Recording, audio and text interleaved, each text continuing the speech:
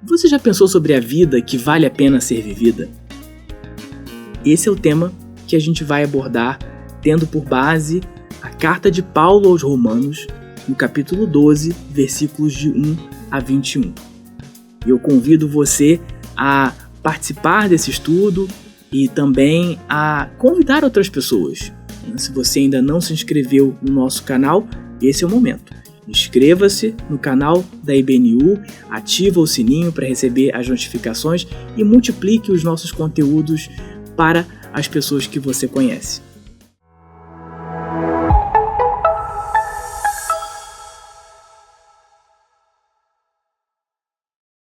Muito bem, e depois de passar esse tempo louvando a Deus e participando desses momentos tão preciosos de oração, de intercessão, de comunhão, agora a gente vai refletir um pouco sobre a mensagem do texto bíblico para a nossa vida.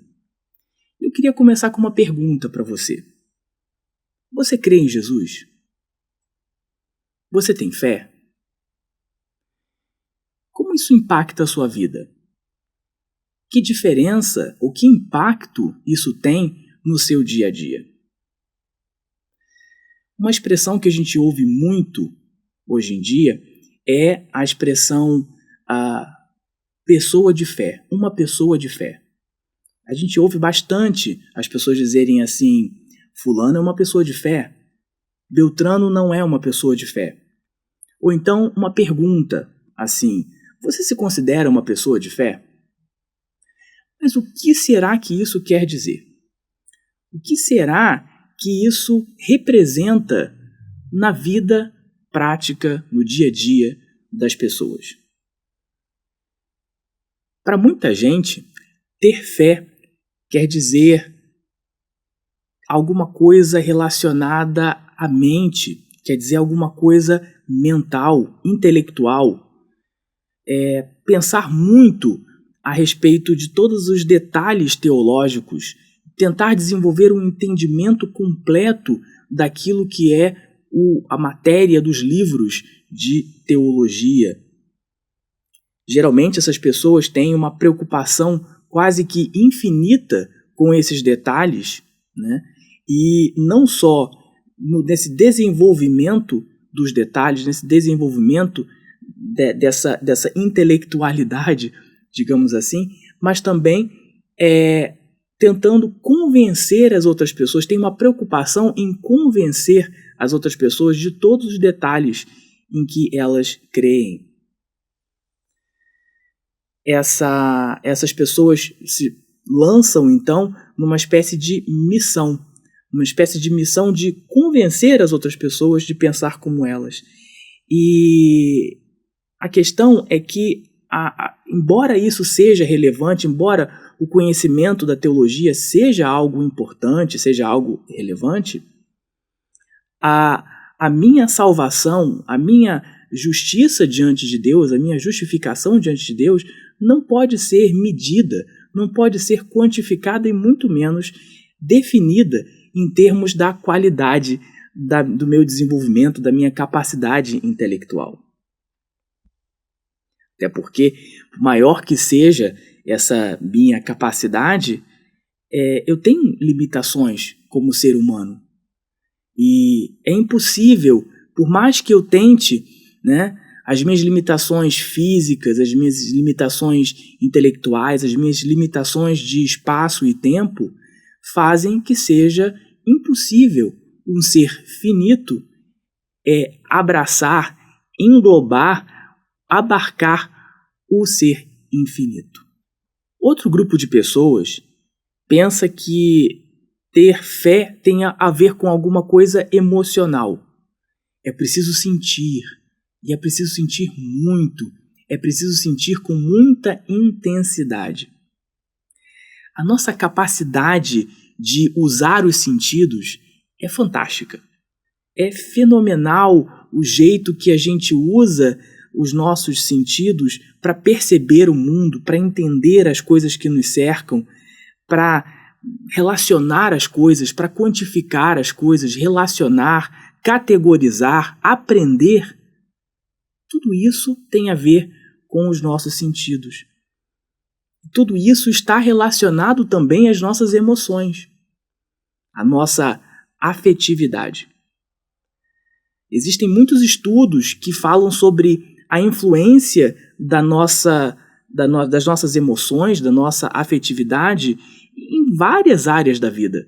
No estudo, na aprendizagem, no trabalho, nas interações que a gente tem com as pessoas, sejam essas interações oficiais ou não, né? Sejam interações pessoais, formais ou não. E é claro que no contexto da fé não seria diferente.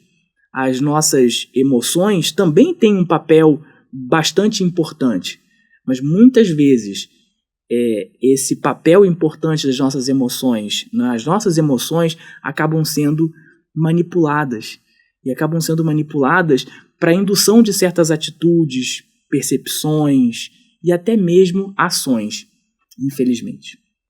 E aqui, novamente, atenção, eu não estou dizendo que não seja possível a gente sentir fisicamente o cuidado de Deus, uma emoção ao perceber, ao pensar sobre o cuidado de Deus conosco, a sentir a presença de Deus fisicamente. Tudo isso é possível, mas o que eu estou dizendo é que isso não serve para definir e para quantificar a minha fé.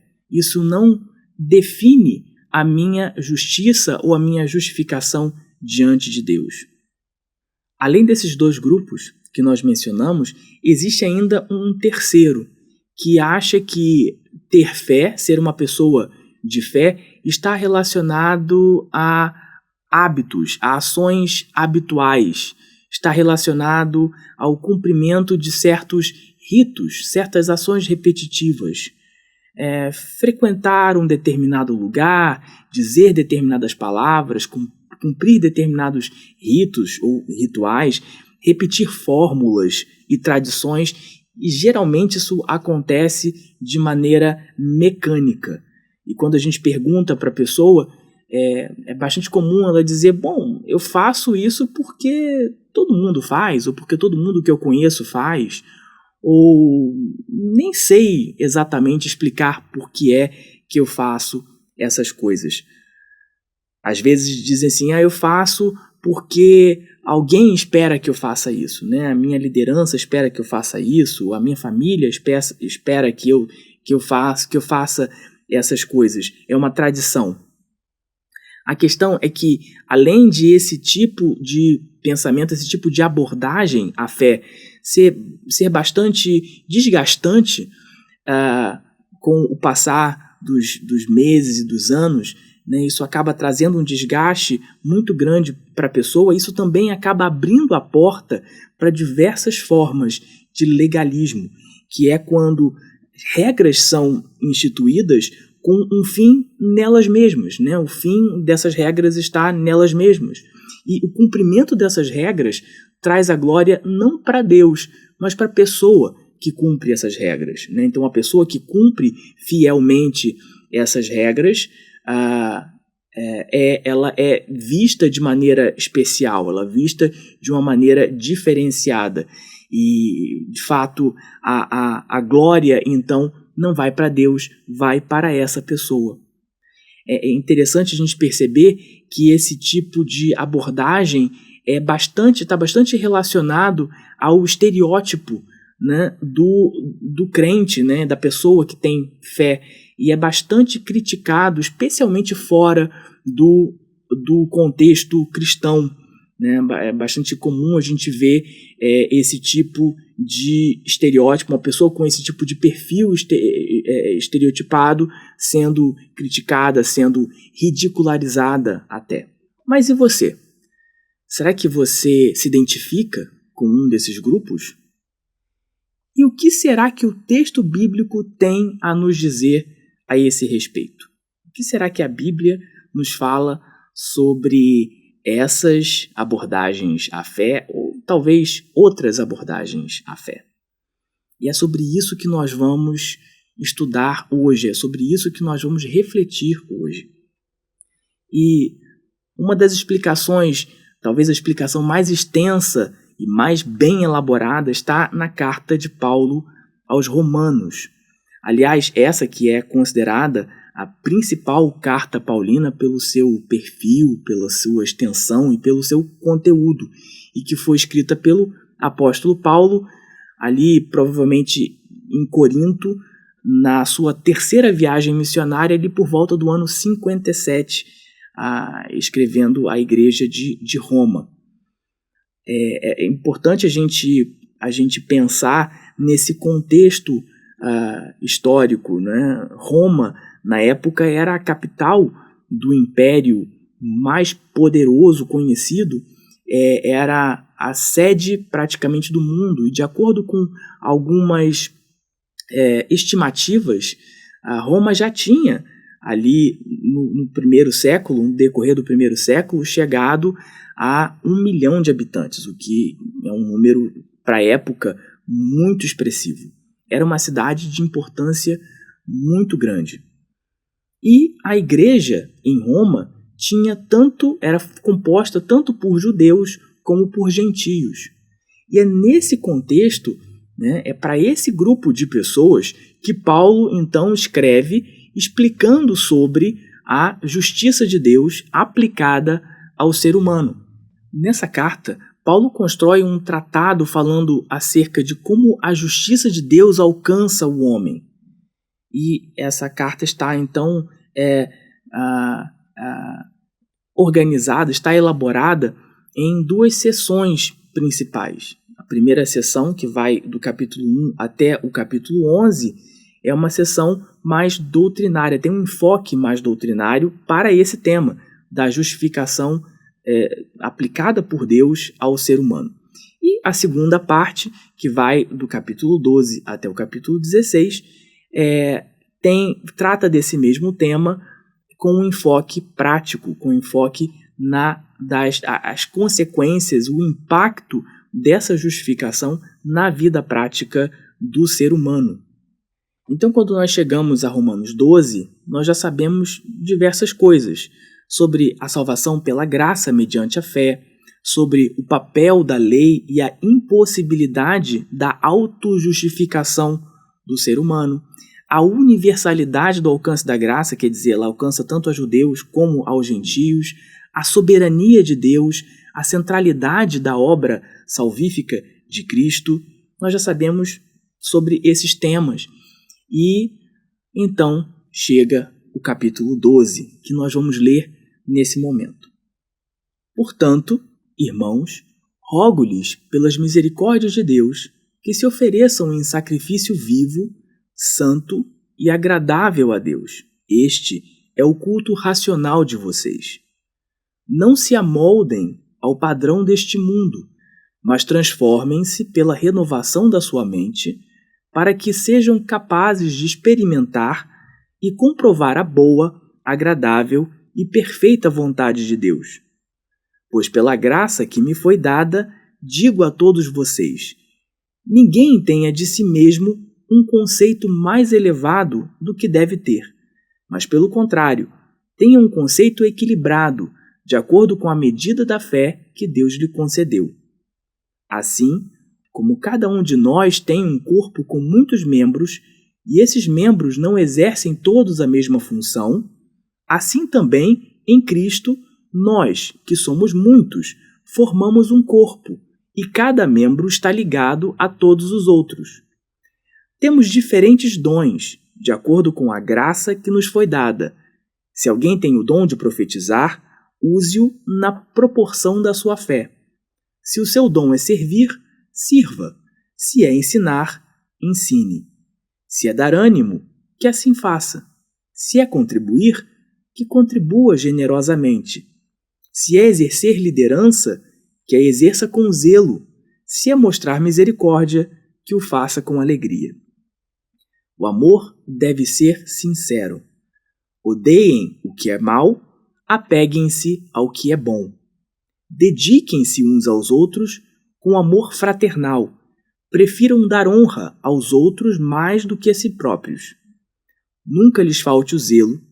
Sejam fervorosos no espírito, sirvam ao Senhor. Alegrem-se na esperança, sejam pacientes na tribulação, perseverem na oração. Compartilhem o que vocês têm com os santos em suas necessidades. Pratiquem a hospitalidade. Abençoem aqueles que os perseguem. Abençoem e não amaldiçoem. Alegrem-se com os que se alegram, chorem com os que choram.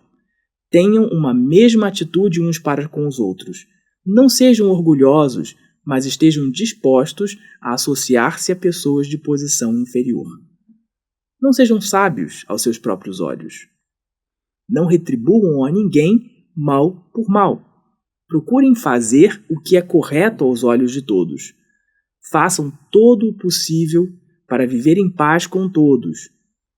Amados, nunca procurem vingar-se, mas deixem com Deus a ira, pois está escrito: minha é a vingança, eu retribuirei, diz o Senhor.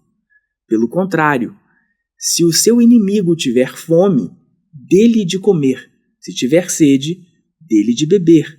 Fazendo isso, você amontoará brasas vivas sobre a cabeça dele. Não se deixem vencer pelo mal, mas vençam o mal com o bem. O capítulo 12 já começa com uma palavra muito importante. A palavra portanto. Essa palavra não está aí à toa. Em análise textual, a gente chama esse tipo de palavra de conectivo. E é um conectivo porque conecta ideias expressas no texto. E, portanto, traz a ideia, conecta as ideias, trazendo esse pensamento de conclusão, de resultado. Agora, conclusão de quê? Resultado de quê? É por isso que a gente não deve ler os textos de maneira isolada. Essa palavrinha, portanto, faz o link com tudo aquilo que veio na primeira parte da carta, tudo aquilo que a gente mencionou anteriormente.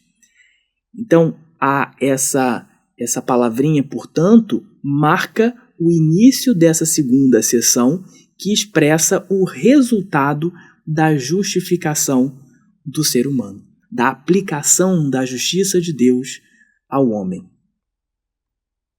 Nessa parte, Paulo vai falar sobre os efeitos da fé, os efeitos práticos, né? Qual é a importância prática dessa justificação, dessa que é creditada por Deus ao homem pela fé. Mas isso não é um novo tema. A divisão do livro não é justificação na primeira parte e vida cristã na segunda parte. Uma parte está ligada à outra, são dois enfoques diferentes do mesmo tema, do tema da fé, da justificação e seu impacto na vida do crente. A justificação nos traz consequências e responsabilidades.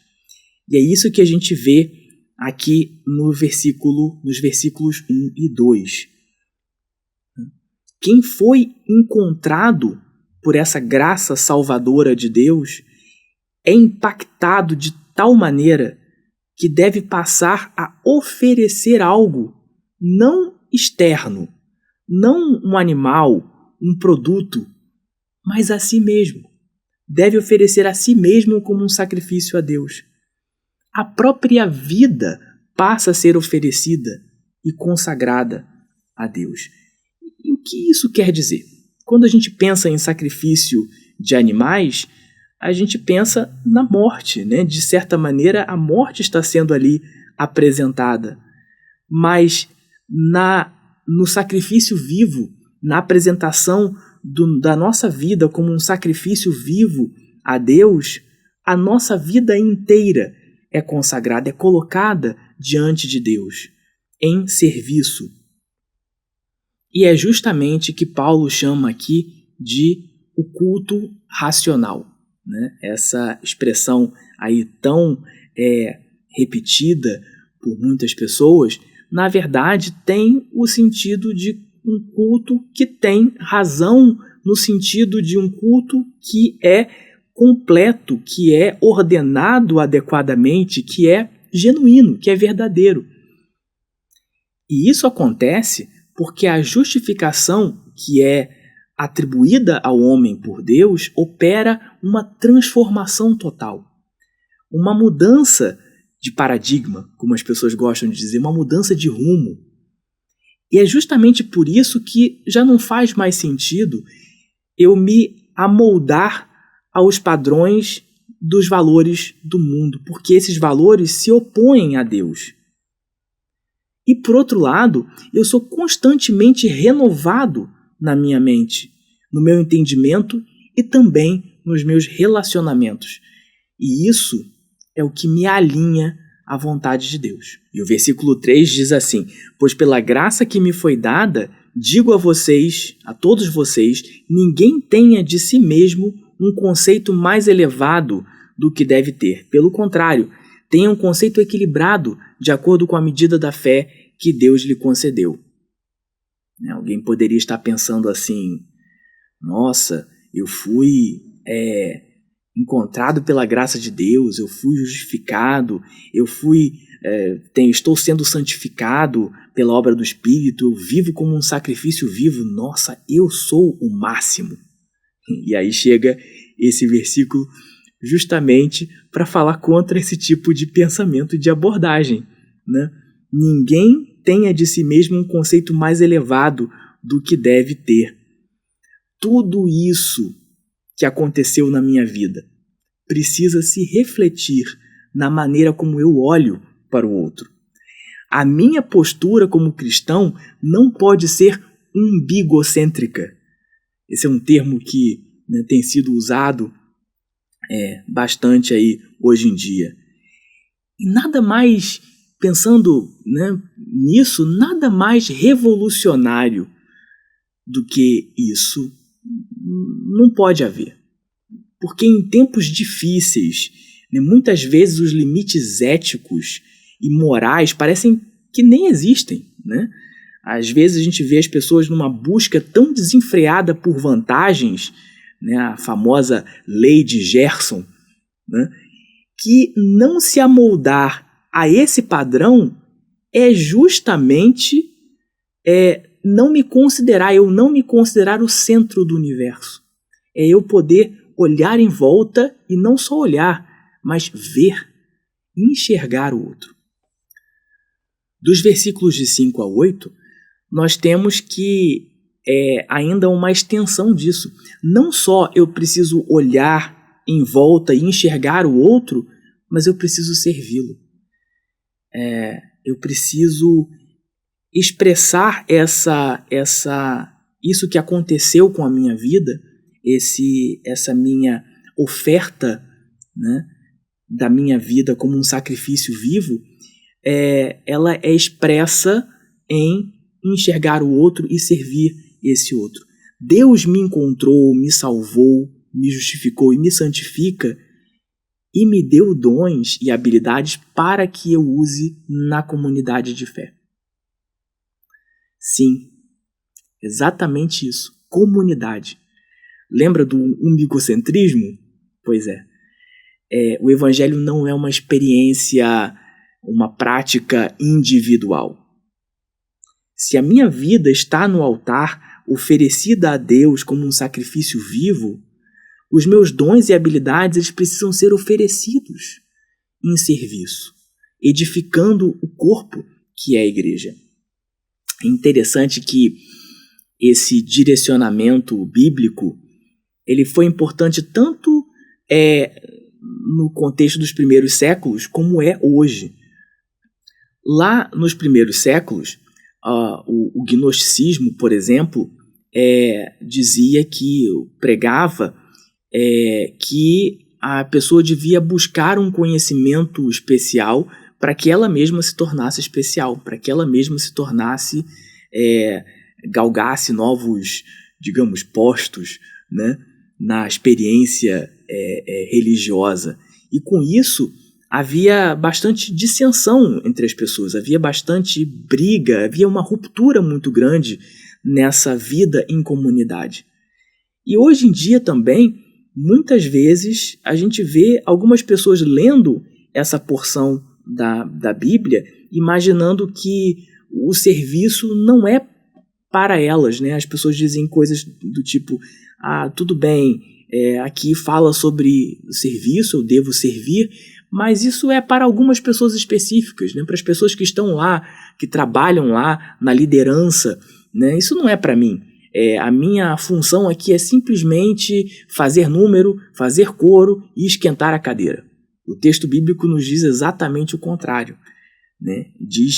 O texto bíblico nos ensina que essa pessoa que foi justificada, que foi transformada, que teve tudo isso de tão maravilhoso e tão grandioso acontecendo em sua vida, pela graça de Deus, precisa se oferecer no altar e, ato contínuo, servir o seu irmão, servir o seu próximo. E ainda tem mais. Nos versículos 9 e 10, diz que eu não devo só servir o meu irmão, mas eu devo amar o meu irmão. Amar o meu irmão, como tal.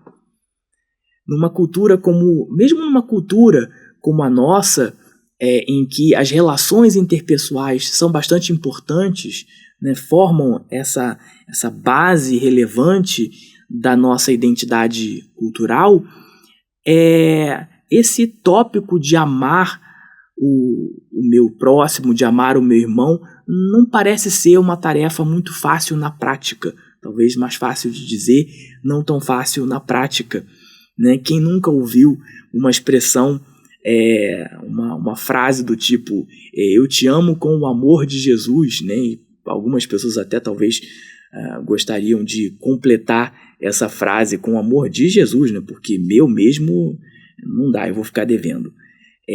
Ou então alguma outra expressão como você é importante para Deus, né?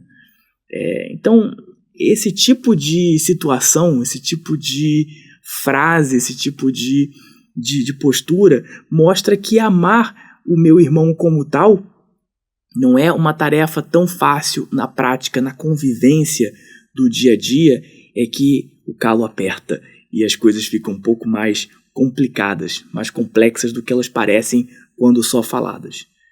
Além disso, eu devo me dedicar ao meu irmão, servindo ao meu irmão com amor, e não procurar holofote para mim, não procurar chamar atenção para mim.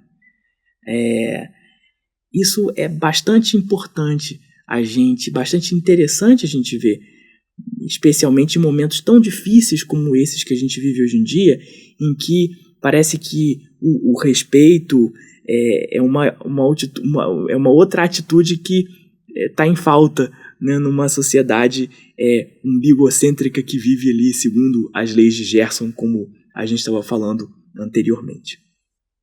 Os versículos de 11 a 13 falam sobre capricho e cuidado no serviço. Agora, quem poderia imaginar? Além disso, além de eu servir com amor, eu preciso servir de maneira caprichosa, de maneira dedicada. E eu preciso também ter esperança. Eu preciso ter paciência. Eu preciso ter uma oração constante. Eu preciso perseverar na oração e compartilhar daquilo que eu tenho com os meus irmãos que estão em necessidade. Que desafio! Que grande desafio! E lendo isso aqui, a gente vai tendo noção dessa dimensão, a gente vai entendendo como é difícil, né? Como seria difícil impossível, né? Praticamente impossível, essa vida cristã sem estar na comunidade, sem estar ao lado de outras pessoas, né? A vida cristã pressupõe a pessoa que teve toda essa maravilhosa transformação, toda essa maravilhosa justificação dada por Deus, essa salvação, essa santificação, essa justificação, precisa estar numa comunidade para expressar tudo isso, para que tudo isso ganhe corpo, para que tudo isso seja concretizado nesse convívio do dia a dia. Agora, os versos 14 e 15 me dizem algo ainda mais difícil. Dizem que eu devo amar o meu irmão, ok? Mas que eu devo também abençoar os que me perseguem. E aí, se amar o meu irmão já é uma tarefa que no dia a dia traz os seus desafios, quanto mais abençoar aqueles que me perseguem. Amar o meu inimigo, fazer o bem, servir ao meu inimigo. Ainda uma, como diz o outro, né? Aí é outro patamar. E além disso, eu preciso, além de amar o meu irmão e também fazer o bem, abençoar o meu inimigo, eu preciso sorrir com os que estão sorrindo, eu preciso chorar com os que estão chorando, eu preciso me compadecer, eu preciso ter essa empatia com o outro, né? E eu preciso estar atento àquilo que se passa ao meu redor. E mesmo que essa pessoa que está próxima a mim, essa pessoa que está ao meu redor e com que eu tenho contato, mesmo que essa pessoa não tenha nada para me oferecer, mesmo que essa pessoa tenha menos para me oferecer do que eu a ela, eu preciso estar disposto a me associar a essa pessoa, estar junto, a caminhar junto dessa pessoa. Eu não devo só procurar andar com pessoas que possam me dar algum tipo de vantagem, algum tipo de... possam me abençoar de alguma forma ou de outra. Mas eu também preciso estar disposto a ser bênção na vida de uma pessoa que talvez não possa me retribuir. E o capítulo termina nos versículos de 17 a 21, retomando a ideia de abençoar o meu inimigo, abençoar uma pessoa que se opõe a mim. A vingança é proibida, né? Eu não posso, eu não devo me vingar, porque eu não tenho condições de fazer o juízo de maneira adequada, de maneira correta, de maneira perfeita, como Deus pode fazer. Então eu não posso, essa é uma outra questão que eu preciso me abster, e em me abstendo eu estou saindo do padrão, eu estou deixando de me amoldar aos padrões desse mundo, né? Quando o mundo diz, se alguém te deu um golpe, você vai lá e dá 2, né? Então isso é o que as pessoas geralmente ensinam no mundo, no dia a dia. Mas o que a palavra, o texto bíblico diz pra gente é justamente o contrário, que eu devo fazer o bem, eu devo abençoar essa pessoa que me persegue, essa pessoa que se opõe a mim, porque isso pode ser uma chance, pode ser uma circunstância em que esse meu inimigo seja recuperado. Eu posso recuperar, transformar esse inimigo em pessoa próxima, em pessoa amiga, quando eu faço por esse inimigo algo de bom. Quando eu abençoo, se o seu inimigo tiver fome, dele de comer, né? Se você puder fazer alguém por essa pessoa que persegue você, né? Você faça, e isso é amontoar brasas sobre a cabeça dessa pessoa. O que quer dizer isso?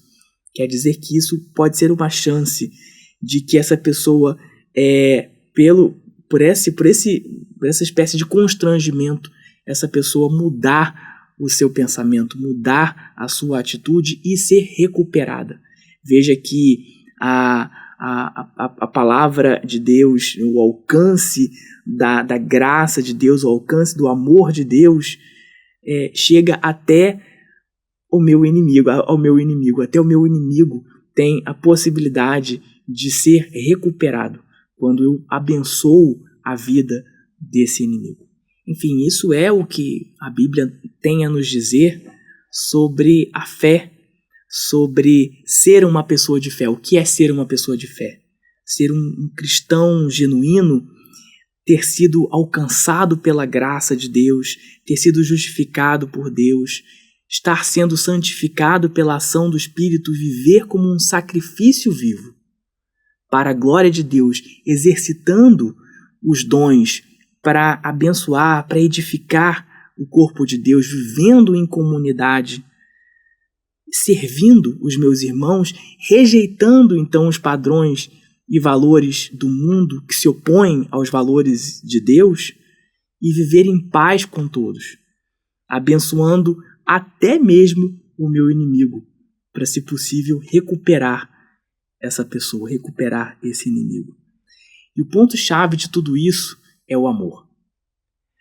Porque a decorrência da justificação que Deus aplica à minha vida pela graça, completamente pela graça, devem ser manifestadas no amor prático, no amor que eu tenho, no amor que eu vivo pelos outros que estão ao meu redor. E é por isso que essa sim é a vida que vale a pena ser vivida. Porque a vida que vale a pena serve vida. Quer dizer, serve a própria vida e serve as outras vidas. A vida que vale a pena é servir com a vida. Que Deus nos abençoe, que Deus nos ensine a cada dia a apresentar a nossa vida diante dele em serviço de amor aos nossos irmãos e até mesmo aos nossos inimigos. Amém.